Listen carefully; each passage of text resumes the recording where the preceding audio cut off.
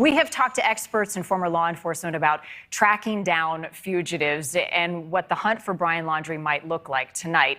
We've got a new perspective. Life on the run from federal authorities from someone who lived it. Seth Ferranti was once on the U.S. Marshals top 15 most wanted list for federal drug trafficking.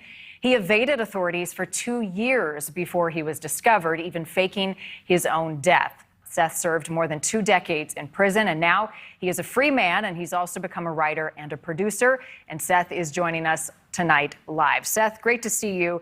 You were on the run, as I said, for 2 years. You were captured. What were some of the challenges you faced as a fugitive as we watch authorities look for Brian Laundrie tonight?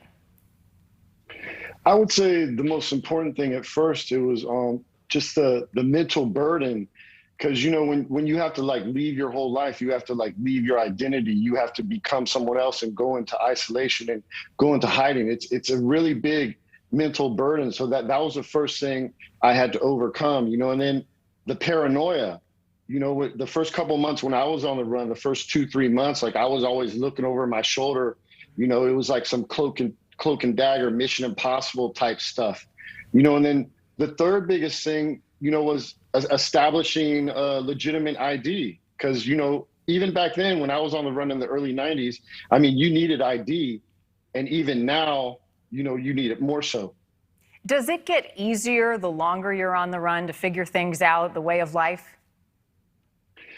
Yeah, after about 6 months, once I had established some alternate identities, and I kind of, eased up because, you kind of realize that, maybe there's not any Sherlock Holmes on the force that are tracking, your every movement and know where you are.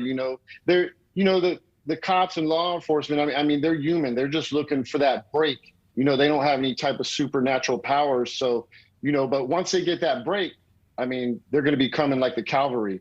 Were there times when you were on the run that you thought or you sensed that they were getting close to you and you would make a move? Yeah, not until the end. Right at the end, at that 2-year point, I had actually got arrested. So they printed me, so they knew it was me. And then I got back out, and it was about a week or so.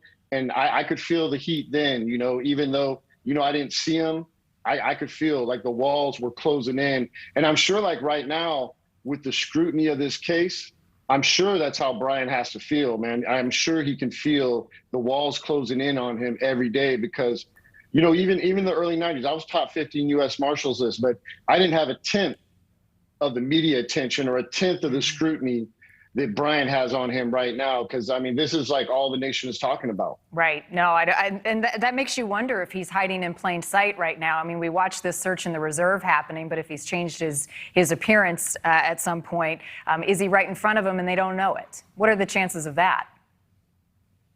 I don't know. I think he's holed up somewhere, man. I think he's in an apartment somewhere, or a house. He's with someone, like a safe house. Personally, I think the whole Carlton Reserve thing and his dad going there, I think that was a ruse. They had enough time to plan that. So I think he's with a relative or he's with a friend, that his parents are in touch with. They're probably being super careful about it now, but I do believe that he's close. I believe he's in Florida or, a neighboring state. Well, based on very, very close. Seth, based on what you've seen and having been on the run, how important are allies? Do you need people who are helping you along the way to stay in hiding? No, definitely you do. Because, the first thing you need money. You need people to bring you stuff. That's why you see so many criminals when they get on the run, they're so desperate. They're robbing banks or stealing cars, and that's why they get caught. When you have allies, when you have resources, when you have money, when you have people that are willing to put you up, that's when you can stay on the run for longer. And that's what makes life as a fugitive easier. Well, and you have to wonder, you're going to need some cash, at least in the initial time, to keep going. You say you were relieved when you were caught. Why? No, because, I was living under these alternate identities. It's every day or every week I would change IDs. It's one day I was this guy, one day I was this guy. And, I'm going out, I'm meeting people. I was a young man. So, I needed, the people, I was a people person. So it was just hard to maintain that facade, because you basically have to lie to everybody. And that's just hard, for me, the type of person I am, just to, maintain that lie and maintain that facade. It was really hard. And, even though I was doing it after 2 years, it took a toll on me. So when I did get caught, I was relieved. You were relieved. It's certainly a much different time in terms of social media and the attention that this case and the search for Brian Laundrie is getting. What do you think? Do you think he's monitoring social media? He's monitoring the news so he can try to stay one step ahead? Oh, I'm sure he is. If he's someplace and they got cable TV or they got, streamers, he's probably watching all the stuff, He might be watching us right now. You never know. And I'm sure he has a burner phone, something, that's not registered in his name. So if he does have to have any type of communications. Wow. Really interesting perspective, Seth. We appreciate your insight tonight. Thank you.